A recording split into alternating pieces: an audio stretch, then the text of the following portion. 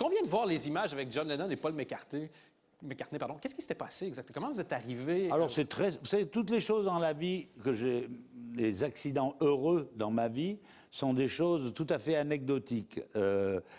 L'année d'avant, j'avais sorti un 45 tours en 1964, je crois, Oui. ou 63, en Angleterre, qui s'appelait In Your Shoes. Et j'avais fait beaucoup de promotions.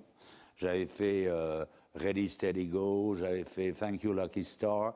Et j'avais rencontré un producteur d'émission qui me dit, on prépare une émission sur les Beatles.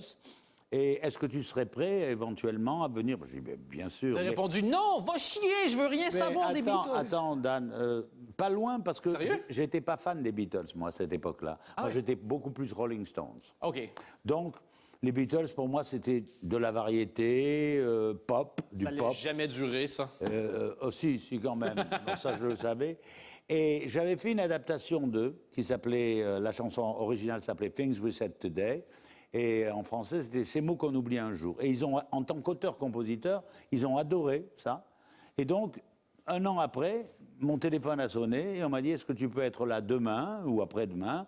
Alors, c'était très compliqué à l'époque, il fallait des permis de travail, etc. Et je me suis retrouvé donc à Manchester, après être passé par Londres, avoir dîné avec Brian Epstein, etc. Et on a passé 2-3 jours ensemble à tourner ce show, qui était un show génial, qui est passé dans le monde entier, sauf en France, qui s'appelait The Music of Lennon et McCartney. Il n'y avait que des anglo-saxons, que des chanteurs américains ou anglais, et un seul francophone, moi, et on est devenus très copains, surtout avec John et avec Paul McCartney depuis cette époque-là, et voilà, quoi.